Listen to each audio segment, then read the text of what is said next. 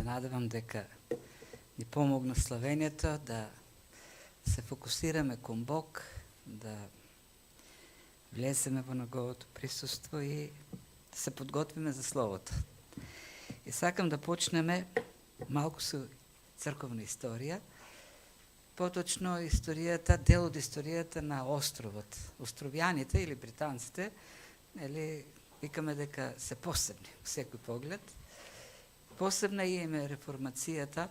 Таа почнува со политичко решение во парламентот. Хенри VIII, незадоволен од папата, мислам беше Климент V или како днес, кој да е, решава со одлука на парламентот да го симне како глава на црквата во Англија и тој самиот да се постави како глава на црквата. И до ден денешен британскиот монарх е глава на црквата во Англија. И така, циклично се движи таа реформација од 16 век, од времето на ренесансата и хуманизмот, без некакви позначени духовни промени. Црквата се останува по својата форма католичка. Мали промени има во времето на Едвард VI, кој го заменува Хенри VIII, но тој царува многу кратко, умира како 17 годишно дете, момче. За негово време архиепископот Томас Кранмар успева да направи некакв правилник, литургиски, за работата на англиканската црква, кој е така реформиран, книгата на општа молитва, но доаѓа сестрата на Едвард VI, Марија Тудор, позната како Карвавата Марија, Блади Мери, католикиња, внука на Изабела и Фердинанд, оние кои во Шпанија ја воведуваат инквизицијата и се обидува секаква трага, секаква можност за реформација да избрише од Англија. И сметаат аналитичарите дека тоа е природниот момент во реформацијата на островот. Таа ги става во затвор највлијателните црковни личности кои биле реформатори, како Џон Братфорд, проповедникот, Ридли, Латимер, како познати бископи, самиот архиепископ Кентербериски, Томас Кранмар, сите се ставени во затвор, еден по еден сите се екзекутирани. Екзекуцијата на Латимер и Ридли е заедно, ставени се на клада, и таму на кладата Латимер, кој е 20 години постар, на 70 години, се обреке кон Ридли, кој е епископ во Лондон, со зборовите мастер, или не знам како да го преведеме, иако е 20 години помлад од него, како да е Ридли му се обреке и му вели: биди смел, биди спокоен, зашто ние денес ке запалиме свеќа во Англија, која никогаш нема да биде изгасната. И навистина, тие настани, потоа последна година и Томас Кранмар е убиен, екзекутиран, тие настани навистина палат свеќа во Англија, тоест дават еден неповратлив тек на реформацијата на црквата таму. Успеваат да запалат цела Англија, и Шкотска, и островот. Многу почетоци така почнуваат скромно, со една свеќа. Ама свеќата има таква способност да пали. Една свеќа може да запали многу свеќи и да не се троши при тоа со палењето. Да запали толку многу свеќи што цел град можат да осветлат. И како да кажеме, грандиозната градба во човештвото, тоа е Христовата црква, можете да се предпоставите, започнала со 20 ученици. Добро, тоа е можеби почеток на црквата, на реката Јордан, тоа кај што крстевал Јован Крстител, меѓутоа само 20 се првите ученици на Христос. Андреј и Јован. Кога Јован Крстител покажува кон Христос, еве го јагното Божјо, ти 20 тргнуваат. Меѓутоа, наскоро во наредните 2-3 дена, кон нив се присоединуваат уште 1 Петар, па Филип, па Натанаил, стануваат 5 мина, потоа 12 мина, па 70 мина, па 120, па на 50-ница стануваат 3000, па потоа уште 2000 и така натаму. И безброј луѓе биле дел овдека на земната црква и се дел од таа небесна црква. За само неколку децени таа уште да се расшири целата империја. И како се случува тоа? Така што една свеќа пали друга свеќа. Еден живот, едно срце запалено од средбата со Христос, пали друго срце. Но тоа е природен начин на растежот на црквата. Она што се случи на почетокот не беше масовен настан, не беше голем стадион, не беше некој спектакл. Всушност, тоа е неколку луѓе кои слушнаа и почнаа да им кажуваат на другите луѓе. И тоа и така се ширеше Евангелието во тие први страници на книгата на ова Евангелие според Јован. И не знам дали ви прави впечаток, и тоа ќе го видиме овдека, сите тие некако се познава меѓу себе. Андреј отиде веднаш, вели, прво реши да го најде Петар, потоа Филип се сретна со Христос, Филип отиде кај Натаниел, тие се од градот на Андреј и Петар, и така една врска помеѓу сите нив гледаме. И тоа е начинот на кој се шири Евангелието, во тие разговори кои ги имаат блиските, во семејството, во соседството, на работа, на училиште, на факултет и така натаму. Така се шири црквата. И ние не можеме да направиме, не можеме да имаме подобра служба за нашите луѓе, за луѓето околу нас, од таа да им посведочиме за Христос. Како што пишува, и Андреј го однесе или го доведе Петар кај Исус. Не знам дали ви направил впечаток и како се шири раната црква. Да, прво таа почнува во Ерусалим и некако се шири многу повеќе меѓу елинистичките јудеи. Они јудеи кои од диаспората отишле во Ерусалим заради празникот или по други причини. И тука се дејствата меѓу таа група на јудеи, синагогата на елинизираните јудеи. Таму е Савле, таму е Филип, благовестител, таму е Павле. И почнуваат гонењата во 8 глава. И се распраснуваат христијаните, ама кои христијани? Елинизираните јудеи. Тие се тие кои го напуштаат градот. Останатите си остануваат. И кога го напуштаат градот, кај одат? Одат таму од каде што се. И ако читате 11 глава во делата, ќе видите дека тие почнаа да го шират Евангелието само меѓу јудеите, таму каде што си отидоа, меѓу своите. Првиот исклучок е Антиохија, каде што јудеите решија некако да споделат и на елините, и тие почнаа пак сега меѓу себе да се споделуваат и се создава првата паганска црква во Антиохија. Но тоа е тоа природно дело на ширење на благовестието. Сушност тоа е надприродно дело, не е природно. Надприродно дело, меѓутоа, кој се случува во една обична комуникација меѓу луѓето кои го споделуваат сведоштвото. Една запалена свеќа од Христос пали друга свеќа. И тука, како што гледаме, се го има тоа. Има едно, како да го наречеме така, правило во текстот,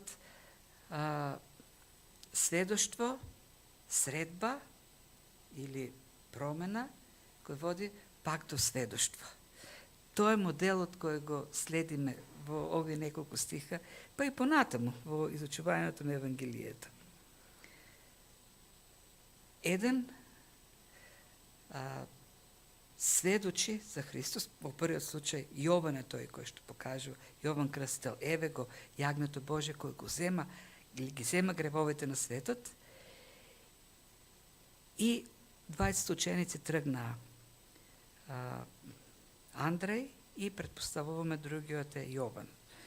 Нема сомнеш дека тоа е Јован. И тоа е оној прв најважен момент, сведоштвото. Има исклучоци, но јас верувам дека првата средба со Христос се случува после следуштво. Ќе видиме со Филип има исклучок и има и навистина исклучоци во праксата, кога Божјата благодат дејства во срцето некој човек, до моментот кога тој ќе отвори Библијата и ќе доживее средба со Христос. Јас познавам еден служител во Бугарија, кој во почетокот на 90-тите години патувал со воз, тогаш имаше дизел локомотиви и од Софија до Бургас патуваа по 12-13 часа. И тогаш имаше многу Библии става гидеонитите и тој во купето бил сам, ноќе, нашол Нов Завет покрај него, го отворил и го прочитал целиот додека да стигне. И додека читал, Бог му говорил и стигнал до градот веќе оживеан од Христос. Знаел дека таму има некада црква, некакви евангелисти кои читат Библија и се потрудил, ја нашол и сега и служител, посветен христијанин на Христос. Меѓутоа, начинот на кој што обично доаѓаме до Христос е сведоштвото. И тоа е вообичајниот начин овдека. И не знам, предпоставам сите тука меѓу нас така дошло, некој им кажал, може би некој преку интернет, слушајќи проповеди, но тоа е обично начинот. Имаме сведоштво за Христос. Во сите, тоа општо, како на увод го кажуваме, општа карактеристика на текстот. Вториот момент многу важен. Кај сите овие луѓе на кои што им беше посведочен Христос, гледаме средба. Има средба, една жива средба со Христос.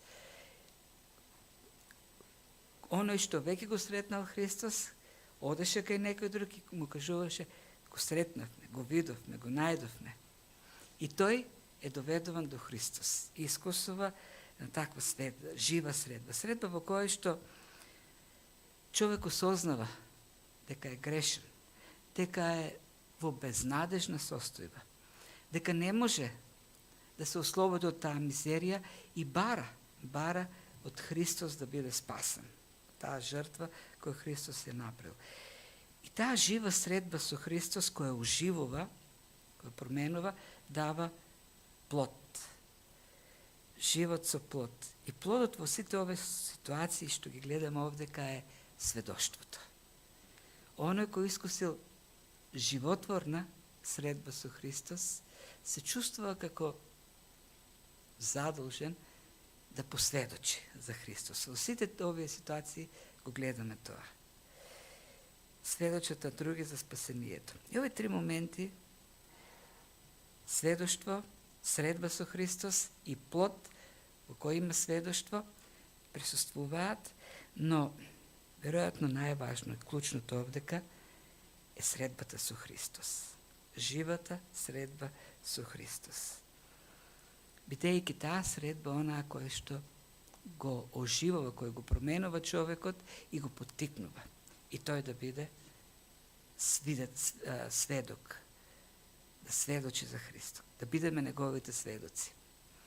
Се чуле веројатно за Волтер, тој е еден од непознатите агностици од времето на модернизмот и рационализмот. Агностиците се луѓе кои не веруваат дека може Бог да биде познат, тоест не можеме да бидеме сигурни тоа кој е Бог. И шетајќи се низ Париз со некој негов пријател, покрај нив поминала црковна поворка или како ќе вика литија. И напред одел некој момче со крст на кој што Христос бил распнат. И поминала покрај нив крстот, распетието поминал пред Волтер.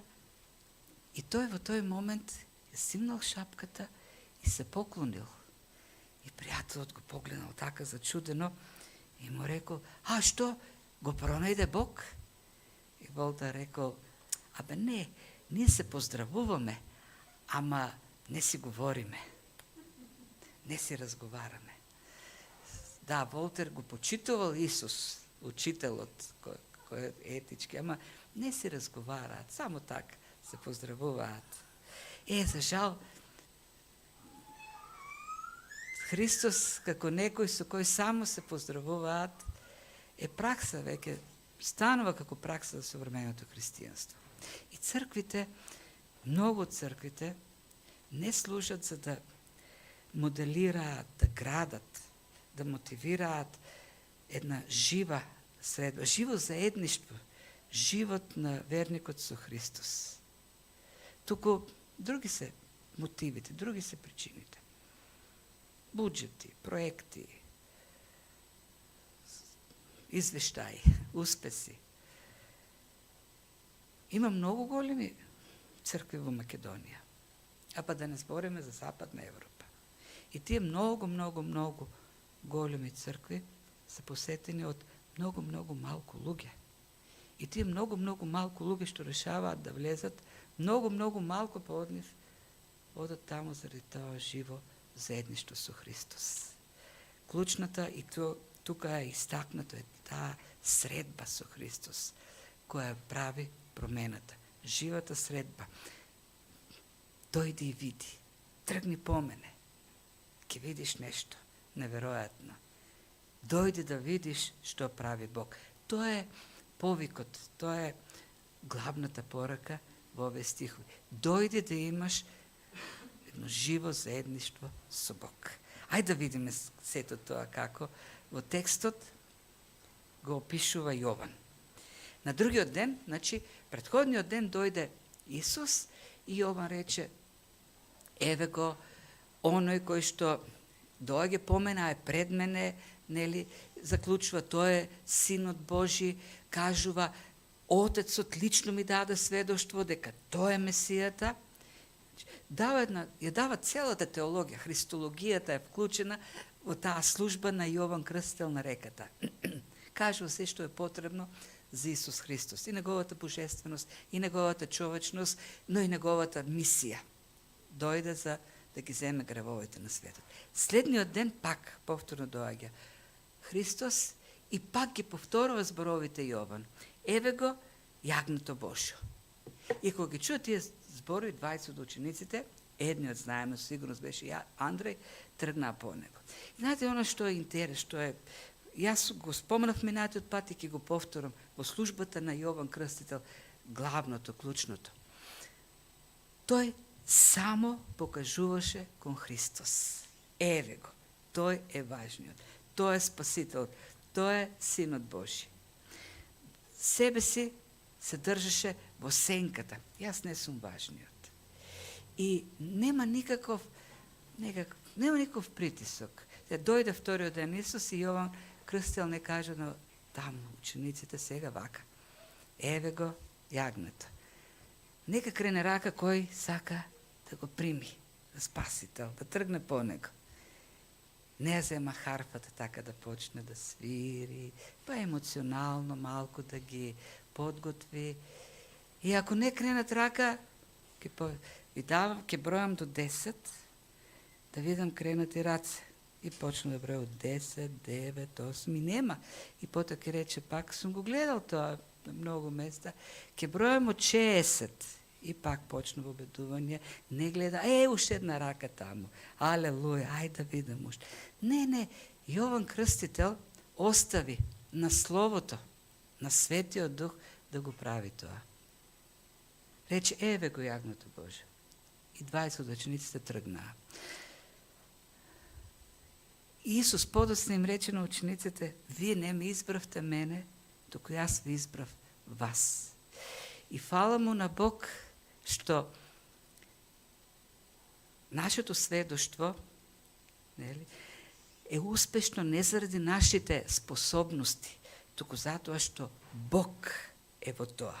Затоа што Христос е во сведоштвото и дејства во сведоштво. Затоа Светиот Дух го прави живо тоа сведоштво. Ако беше до моите способности, моите убедувања, можеби ќе убедам некој. Ама како што јас ќе убедам некого, така некој друг може да го разубеди. Светиот Дух е тој кој што работи во нашето сведоштво. Тој е тој кој што го вкоренува Словото, го оживува и ја прави преобразбата, запечатува и спасува, неповратно. Тоа е, Словото е мокно, делотворно, само по себе. надприродно убедува, оживува и преобразува.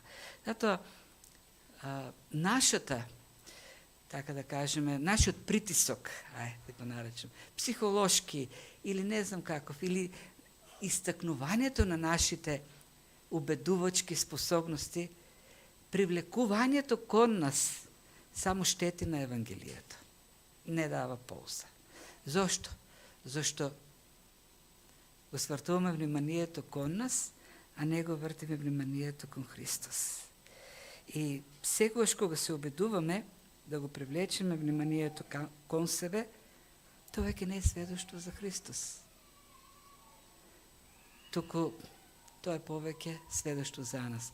И за жал, некои современи христијански кругови толку се потенцира некој човечки елемент кој се препишува како дејство на Светиот Дух, што целосно се замаглува ликот на Христос. Јован Крстител само покажуваше, еве го. Јас не сум важен. Тој дури не ни кажа кој е. Еве, тој е важниот. Тој е Спасителот. Сведоштвото не е за да ги восхитиме луѓето за тоа колку нас не бива. Не. Сведоштвото е да го кажеме Евангелието, благовестието за Христос, кој е тој, да се молиме Светиот Дух тоа да го направи. Така правеше Јован и ќе видиме понатаму учениците што направија. Што се случи на тоа сведоштво? Двајца ученици тргнаа по него. И кога Исус се сврте и види дека одат по него, им рече: што барате? Тој: што барате вие сега? Многу добро прашање. Што барате? Барате пари, богатства, барате сега подобар социјален живот по крај мене. Тука со Јован ми беше здодевно, тоа е од пустинјата таму. Јаде скакулци и мед, сега може би подобри софри ки има по крај мене. Што барате од мене? Кој е вашиот мотив? Нели, денеска малку се испомешани мотивите на луѓето кои одат кај Христос. Зашто такви мотиви им се предлагаат. И учениците што му рекоа: Рави, кај живееш, каде живееш? Сакаме да ти ја видиме куќата, кај живееш? Зашто, знаете, денес во така некој, во голем дел од христијанските кругови, успехот на проповедникот, пасторот, евангелистот, телеевангелистот, каков и да е, се мери со тоа каква куќа има, колку му е буџетот. Знаете, 20 најбогати пастори во светот имаат куќи со по 80 спални и 60 купатила. И тоа е знак на дејството на Светиот Дух. И затоа му рекоа: ајде да видиме каква ти е куќата, кај живееш. Не е тоа идејата. Секако дека не е. Може би денес е таа идејата. Дај да видиме оваа црква со што располага. Колку богати им се луѓето, колку богати се служителите, какви коли имат и куки. Не, оваа фраза Рави, му се обраќаат како научител, е целосно во согласност на таа, како се вика, равинска традиција. Равините како учители служеле така што во своите живеалишта, во своите домови ги обучувале учениците. Учениците живееле всушност со учителите. Немало посебни школи, туку оделе учениците кај учителите и така во разговори биле поучувани.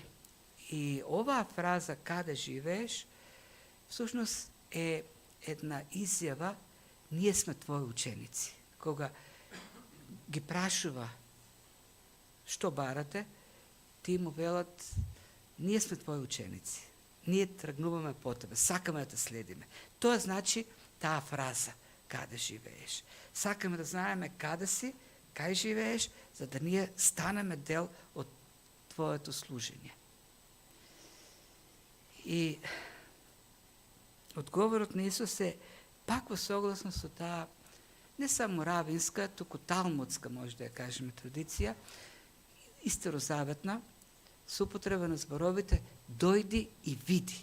И во Стариот Завет, но посебно во Талмудот, во меѓу равините, во нивните книги, се употребува фраза дојди и види како повик дојдете да видите, да го видите Бог, да ги видите чудесата, да видите нешто ново, нешто што не сте виделе.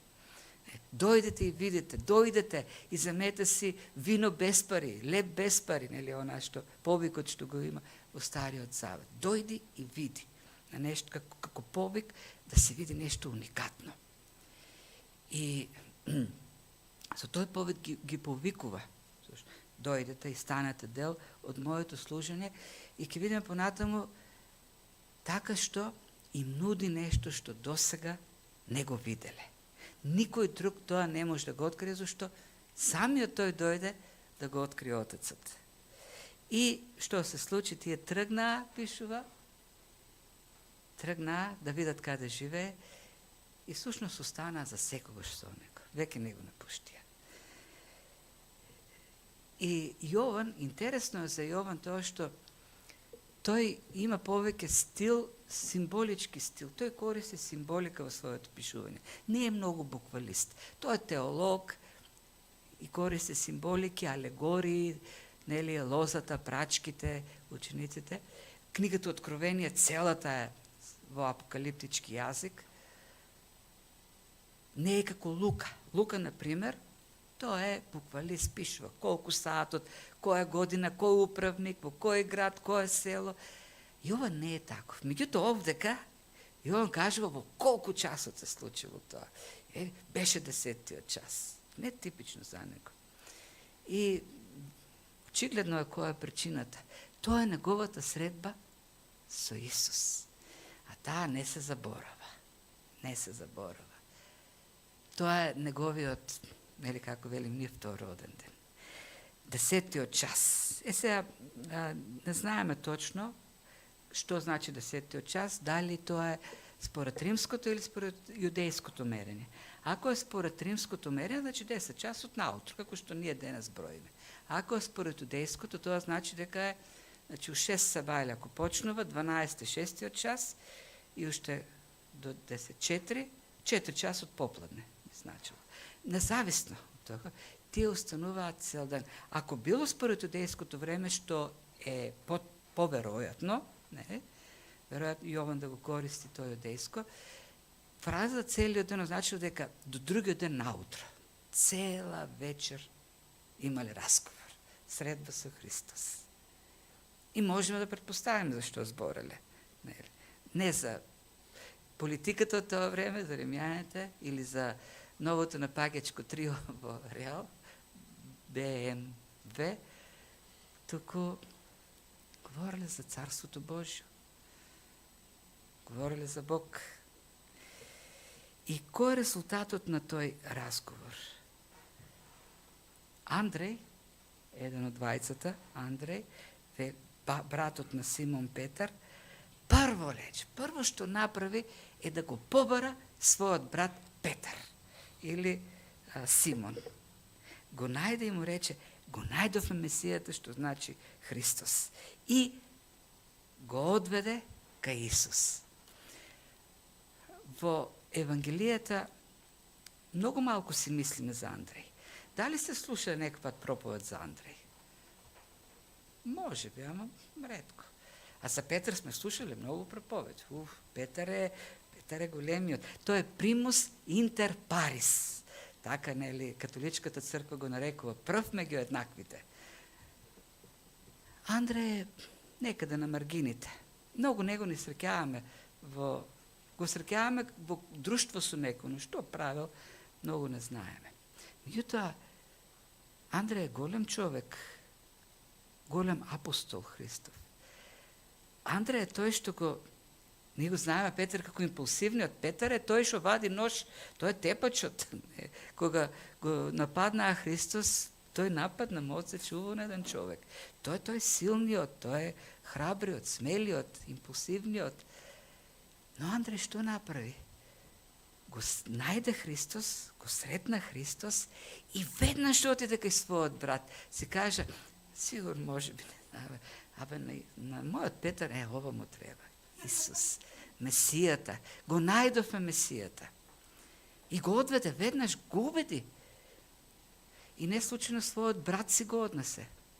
Зашто, пак ќе повторам, нема нешто поголемо што можеме да направиме за браќата, сестрите, родителите, децата, блиските од тоа да ги однесеме кај Исус. Тоа го направи. И кога Христос го виде, Симон рече, ти си Петар, ти си Симон, синот на Јован, но ке се наречеш Кифа или Кепас, значи буквално, или Кейпа, тоа е буквалната транслитерација, што значи камен, голем камен, не каменче, карпа. Тоа. И тоа е ветувањето за една промена, преобразба. Симон, да, тоа е импулсивен човек, нестабилен, променлив. Не е човек на кој што можеш да се подприш. Ти го видовме тоа, го ветуваше, јас ке те заштитам, никој сите да те остават, јас сум покрај тебе. Ама тој 3 пати се откажа. Нестабилен. Но вика, а карпата е, и тоа е цела символиката на Јован. Јован користи символики во своето Евангелие. Стабилен ке станеш, цврс.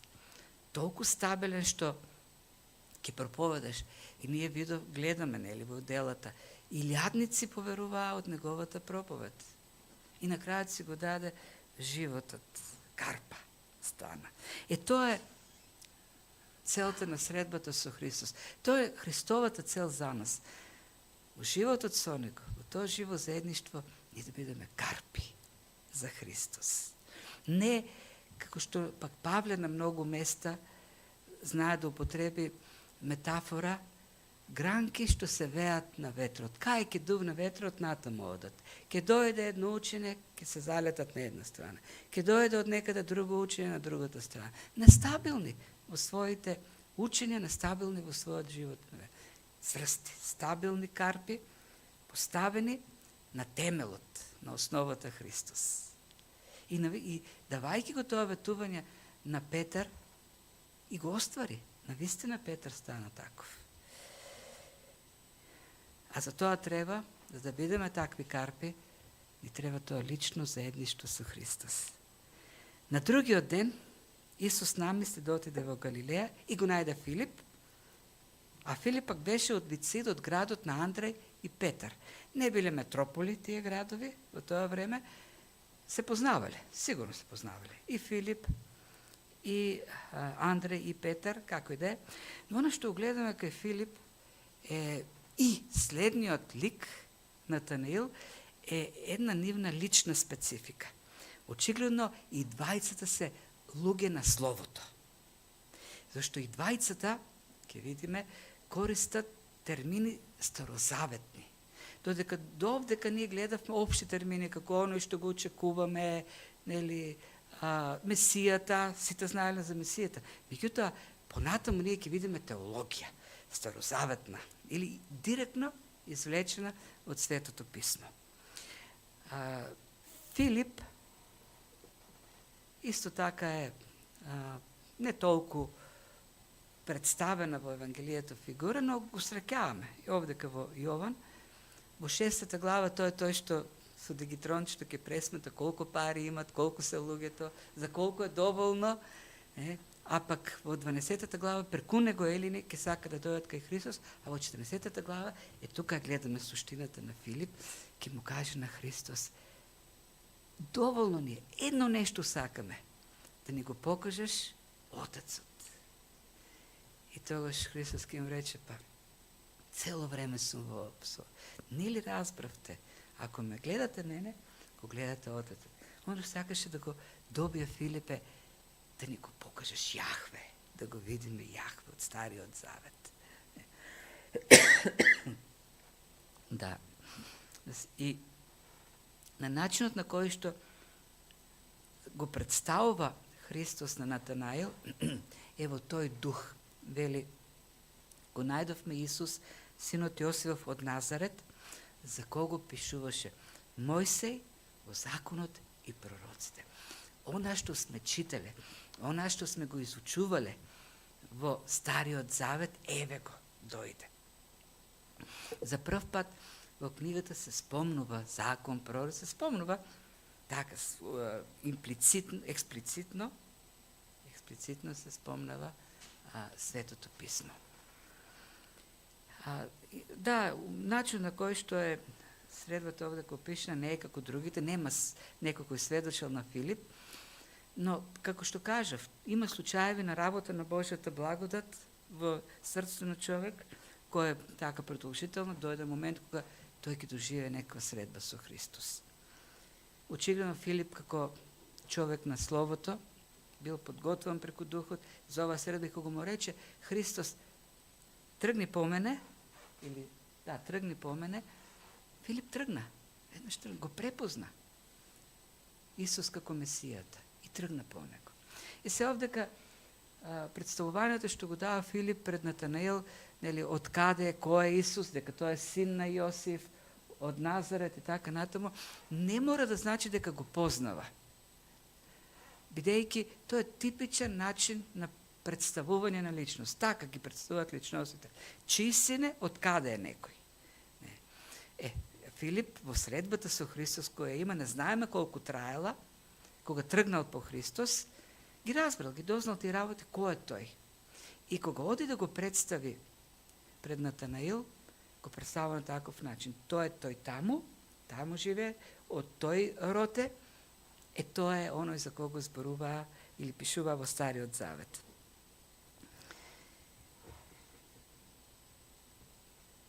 И Филип тргнува. Тргни по мене, тој повик. Тргнуваш по мене. И крај, завршена работа. Филип тргна. И што направи откако тргна по Христос? И тој реши да најде некој да му посведочи за Христос. И не случајно го наоѓа Натанаил. Не случајно оди кај Натанаил. Не му рече. Го најдов оној за кого пишуваат во Стариот Завет. А Натанаил пак, кој од Кана Галилејска, како одговара на сведоштвото на Филип? Со скепса. Од Назарет. Зошто пак сега така?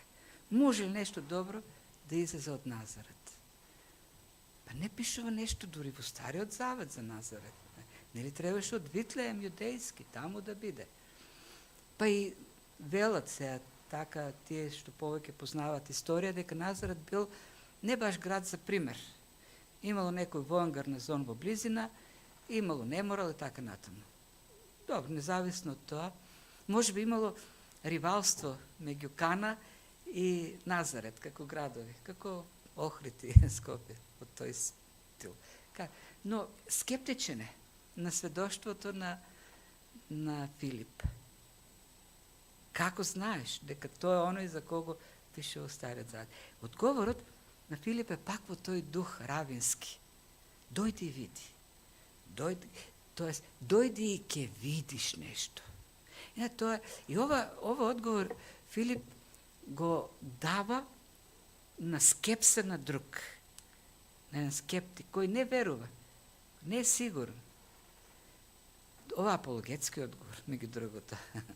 Кога сведочи за Христос Филип, тој реагира со скепса и му вели: Филип, дојди и види. И ќе видиш, сигурно ќе видиш. И тоа е и наједноставната, но и најдлабоката апологетика. Да му кажеш: дојди кај Христос. Дојди, предај му се и ќе видиш. Како што на Натанаил му вика. Натанаил пак, уште во моментот кога тој тргнува, решава да тргне, се доверува на повикот на Филип, тргнува и уште пред, нели така да се представи, Исус му вели и тие зборови го променуваат. Еве вистински израелец во кого нема лукавство. И Натанаил на тоа одговара: од каде ме познаваш? Од каде ме познаваш? И зборчето познаваш гиноско не од кај си чул за мене, Веко, откаде ме... Тука идеята е за едно познавање, лично, длабоко познавање. И реагира, всушност, Натаниел реагира, да, таков сум, нема лукавство, како ме позна дека сум таков. Да. Не знам дали се случило кога ќе сопре полицај и сака така да поминеш со, не со казна, туку со некаква награда, ке ти кажа, те гледах се добар човек, че така, домакин човек. И аз викам, психолог си бил стварно, како ме позна. И бидејќи сум добар, добрите луѓе не дават мито. Не е тоа идејата на Натанаил. Од кај ме познаваш? Јавно има нешто што знаеш длабоко во мене. И сега, самиот вовет на Исус, еве еден израелец, не вели јудеин, израелец, кој што од Северното царство, но не мисли на израелците. Еден израелец во кого нема лукавство, е вовет кон еден настан, пак од Стариот Завет. Многу важен настан. Пак, и тука, како и Филип, што нели се изразува со Мојсей, пророците, законот, и тука имаме враќање кон конкретен настан, текст од Стариот Завет. И до крајот на првата глава, целиот контекст на разговорот меѓу Христос и Натанаил е Стариот Завет, настан, случка од Стариот Завет. Ако сакаме буквално да го преведеме Христос овдека, еве еден израелец во кого нема Јаков. Во кој не е Јаков. Тоа е идејата овдека во случајот. Кој е Јаков? Зборот Јаков значи некој со измам, со заобиколување да добие нешто. Манипулатор. Измамник. Зашто нели знаете, Јаков е едно од децата на Исак, Јаков и Исав. Исав по право требаше да го добие првородството, меѓутоа Јаков со измама се преправи по совети, инструкции на мајка му, Ребека,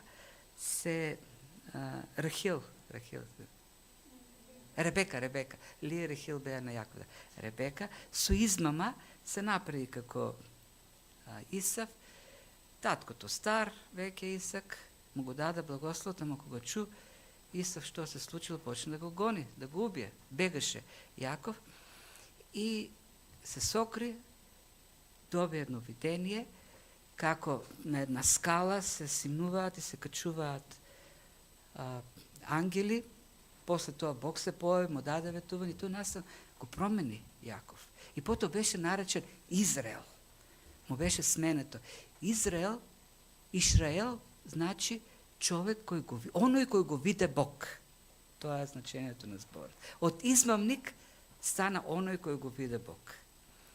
И кога Христос сега збори со Натанаил, вели, еве еден, ти не си како Јаков измамник, во тебе нема лук, го нема. Ти си вистински израелец, човек кој го видел Бог, оној кој го виде Бог.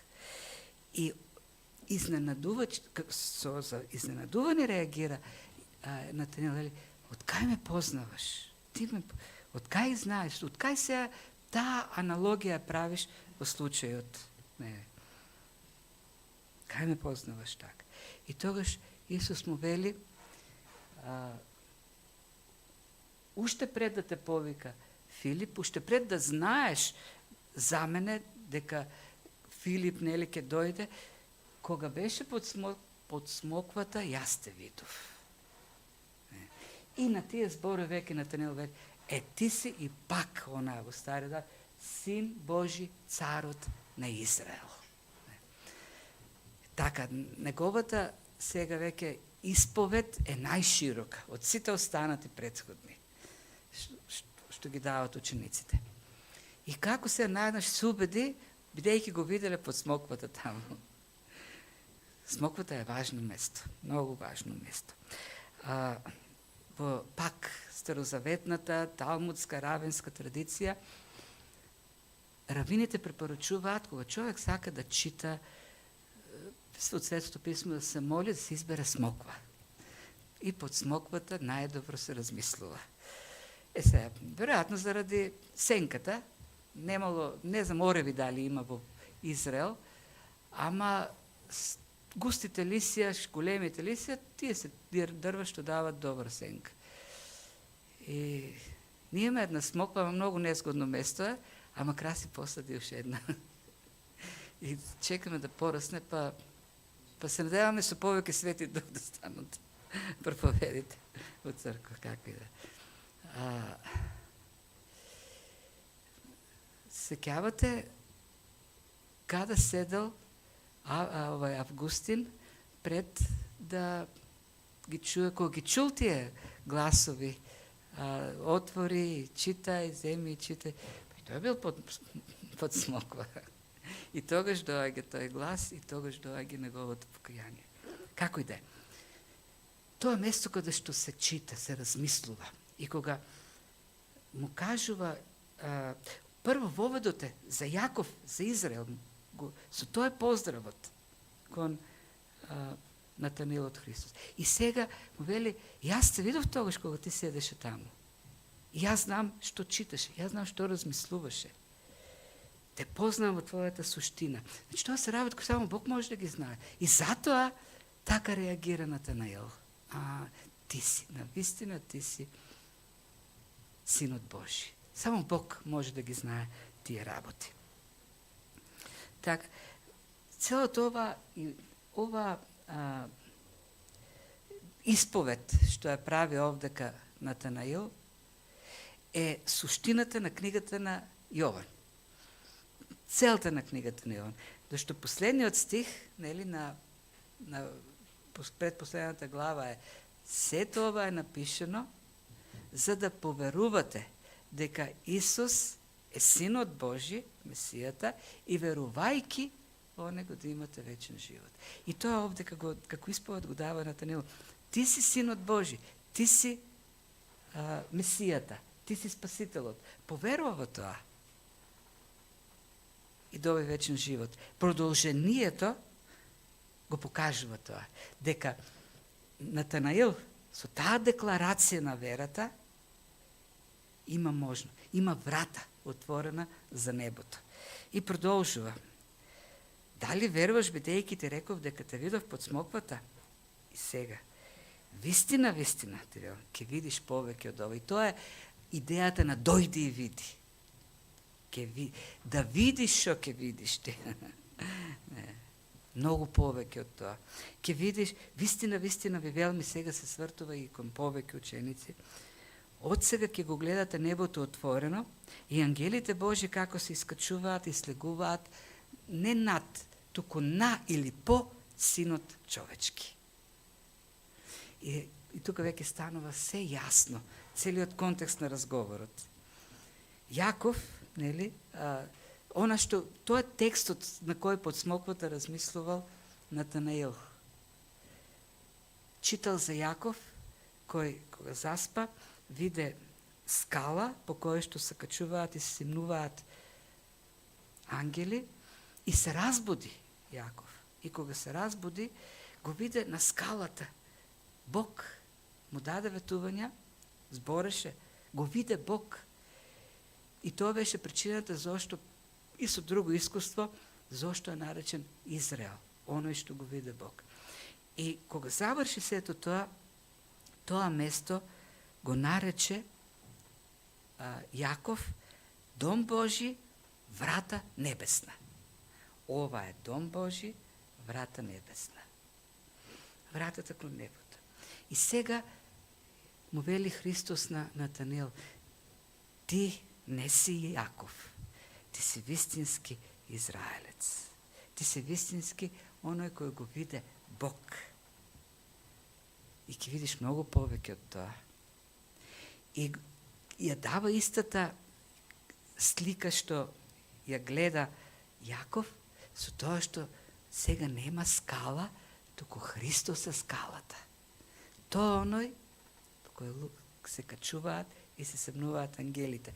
Не знам која е идејата, која е значењето, меѓутоа јасно е она што Христос сака да го каже.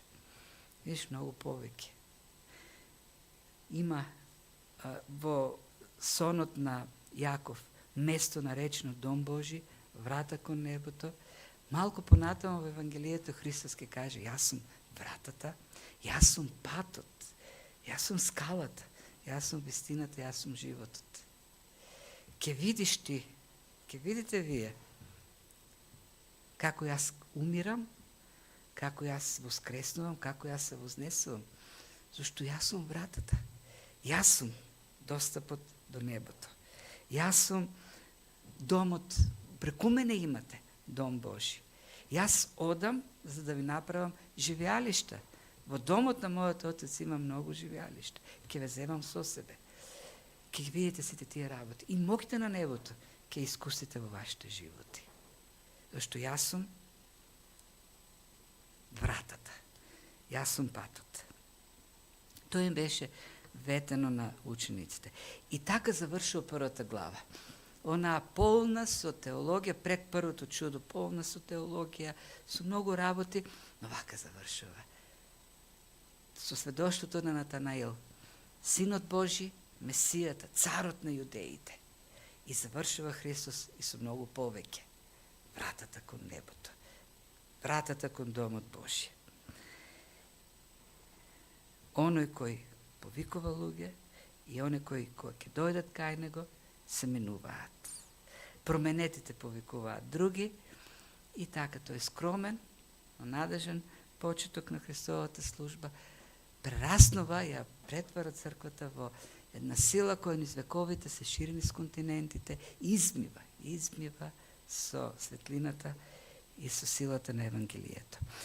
Тертулијан кој пишува 250 години после ова, некада крајот на втори, почетокот на трети век, вели: ние сме народ од вчера, а сепак ги исполнивме сите места што ви припаѓаат, пишувајќи на противниците. Ги исполнивме агорите, сенатот, форумот, ви ги оставивме само вашите храмови. Но не долго после тоа и тие ќе паднат. Ќе останат празни, шупливи места, безживотни.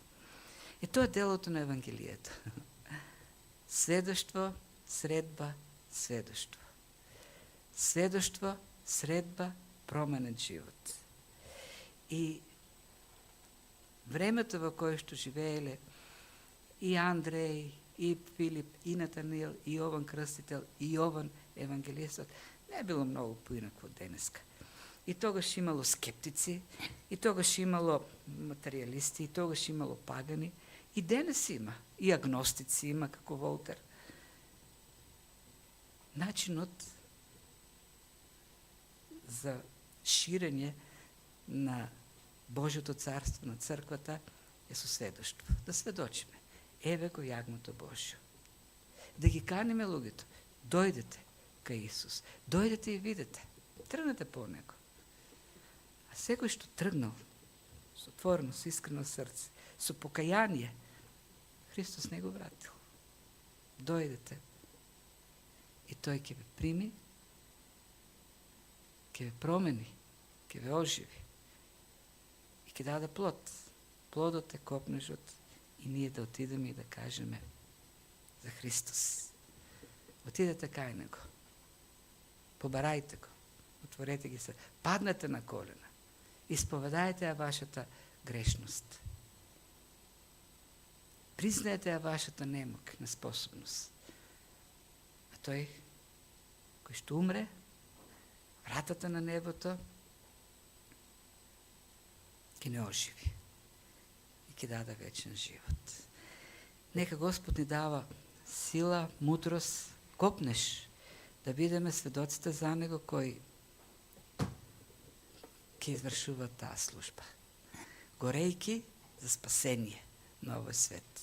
Како што првите ученици тргнаа низ империјата и беа сведоците кои животите си ги дадоа да бидат едно вистинско сведоштво за Христос. Амин. Ајде да се молиме. Татко Небесен, ти благодариме за овие луѓе што си ни ги оставил како примери во Твоето писмо. И се молиме Твојот дух кој действуваше во нив. Истиот тој дух кој денес действува, кој исто толку мокен, кој не е ослабен. Се молиме, исто тој дух и нас така да не оживува, да не раздвижува, да не поттикнува, да го живееме прво твојот живот, да доаѓаме со глад кон тебе, да те бараме, Господи, во Словото, во молитвата, едно живо општење, во кое ти, Господи, присуствуваш со твојата бескрена сила. Тоа да го мерва во нашиот живот, биде твојата црква, светилникот кој прска светлина во овој свет, да биде, Господи, сведоштвото за тебе, да биде силата која проникнува во темнината, која ги руши вратите на адот. Се молиме, Татко, ти кој господариш со црквата, кој ја сакаш црквата, бидејќи даде живот за неја, го даде животот. Се молиме, оживи ја. Се молиме, Господи, врати ја на Словото. Врати ја, Господи, на вистинското општење со Тебе. Врати ја, Господи, на копнежот, да ти служи само Тебе. Врати ја, Господи, да биде Твој народ и да ти служи Тебе посветено. За сите нас се молиме. Действај, пробудувај не, Господи, и поттикнувај не. Дај ни вера во Твоето Слово, дека тоа е единствено, тоа е силата за спасение, дека единствено тоа дава живот. И да служиме верно на тоа Твое Слово. Во името на Христос, нашиот Спасител и Господ, се молиме. Амин.